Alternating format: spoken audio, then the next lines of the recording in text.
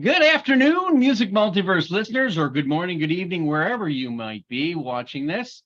Welcome to Beyond Your Radio. I'm your host, Mark Kulagowski. I'm here with Chef Jeff from Hawaii.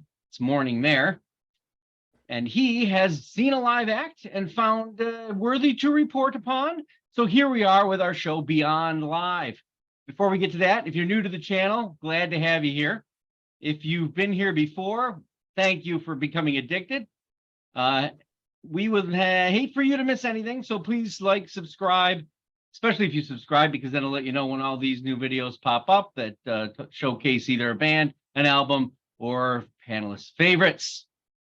What about those likes? They're cool and they make Google and our website happy. So I'll turn everything over to Chef Jeff for him to tell you what band he just saw. Hey, how are you out there in the multiverse? Yeah, so I was in Vegas for a little work project, and I got a chance to see the Righteous Brothers.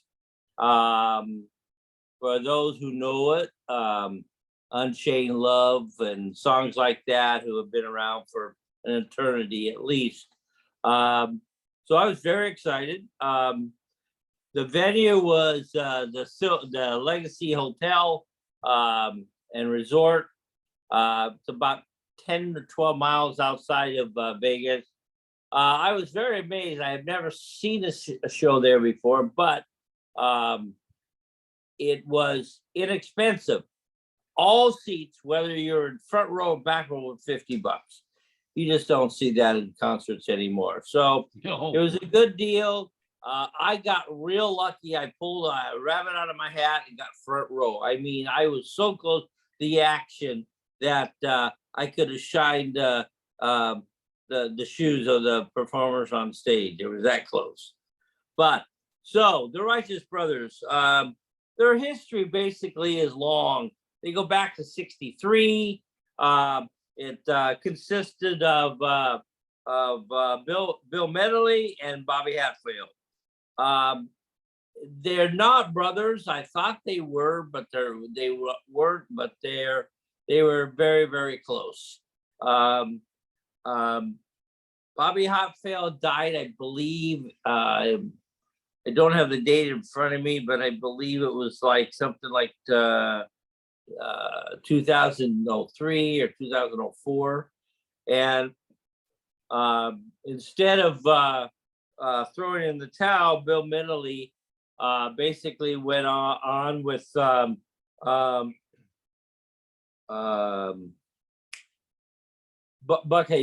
Healy. Buck Healy is a singer, songwriter,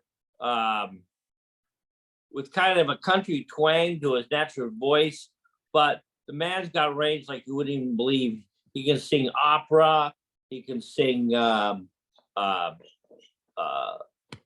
falsetto. He's really, really talented as a singer. When sometime in the, I believe it was the 70s, Bill and Hatfield got in a fight, and for about 4 years, and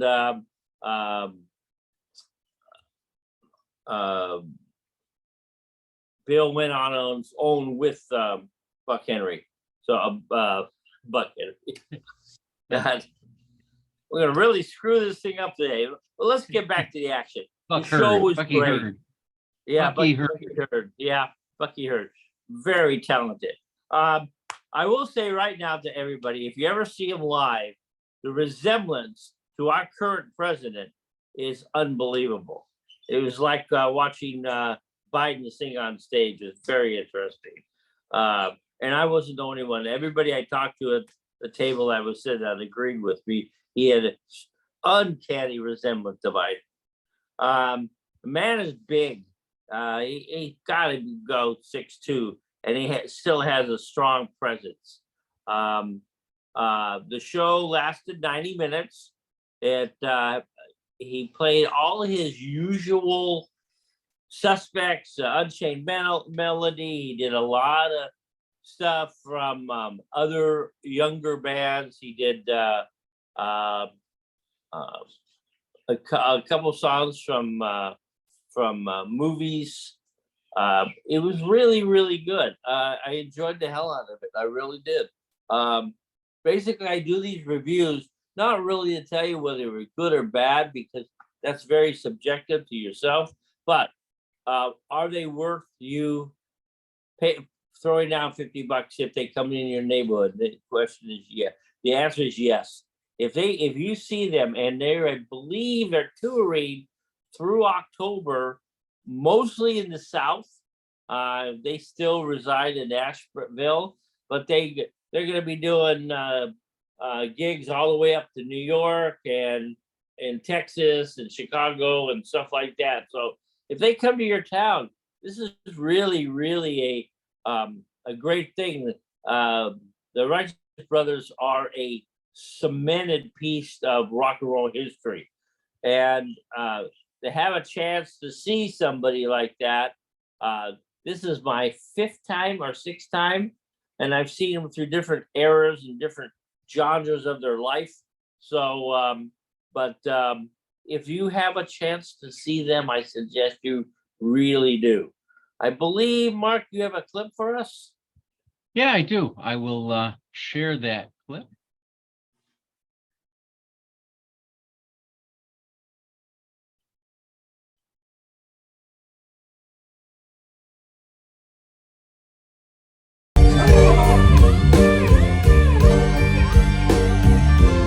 Okay, this is their lead guitarist, and he was, I've never heard of him.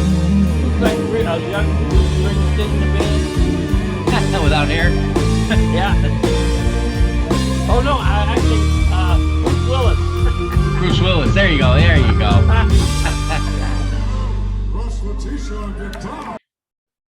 But yeah, it was a good concert. They had a really, really tight band. The organist and the guitarists are obviously, they tour with them. They had a 4-piece horn section, drummer, bass. They had 3 backup singers, and one was from the it was a singer with Marvettes or Marvelettes, something like that. Marvelettes, yes. Yeah, and one did 10 years with Starship. So that's a hell of a pedigree. So, really, really great show. I loved it. I suggest if they do come out your way, you see them. I believe they do mostly small venues. This was probably maybe 400 to 500 seats max. So if you do see that, you have a chance to see them, spend a couple hours and bring you down. No matter what your age is, it's going to bring you down memory lane, because a lot of the songs, no matter what, you either grew up with them or you've heard them on the radio. So, yeah, very much nostalgic. So yeah, we're talking nostalgic. Yeah. But this duo's an interesting what do you want to call it? An interesting enigma in everything to me, looking at it from my years in music. One of the things that I find astounding is they've never had a #1 album. Never. Nope. They've had a #1 song, but not a #1 album. Correct. They're I think their greatest album went gold, okay, which is in today's environment, I mean, but then you got to consider 1965, 1960, whatever, the amount of people in able to purchase, right? But here's the thing, though.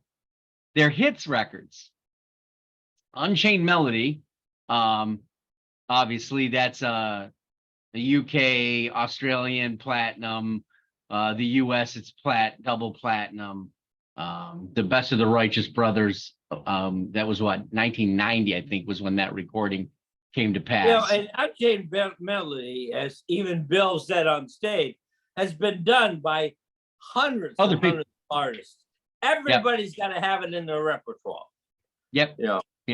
Yeah. It's like Hallelujah, right? It has tons of covers. So they made more. Their catalog of greatest hits is really mostly where people put put themselves, and it'd be interesting to know, deep cuts were, or do they just do the favorites in that time frame, right? How many things do they do that are off kilter? Probably not, I would think, right? Considering the amount of years. And the other part of this is interesting is they were inducted into the Rock and Roll Hall of Fame in 2003. That was the year he died. Yep. So. They were. A lot of people said it was more than a coincidence, but I don't know. Yeah, so, just waiting to get in, and somebody made that. Oh, we got to get him in before he dies. Yeah. But definitely, harmonic harmonies and etc. are ridiculously good. And if the band's tight, like you said, it's on. Well, right? The band was way tight. They obviously have played together, and I know that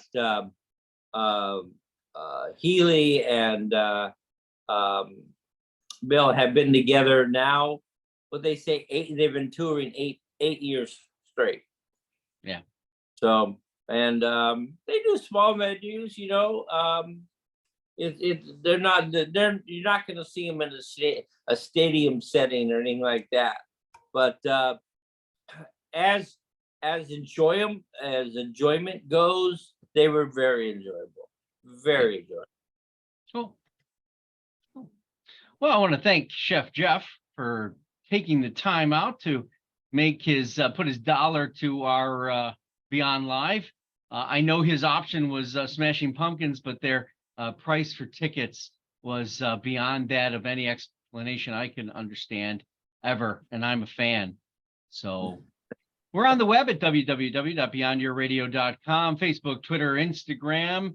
Album review Saturday was just yesterday, and there's several albums there, and as well as on the video or article side. Today I'm unleashing Unknown Sundays. It's a little bit different one, so be on the lookout for that. Till then, happy listening.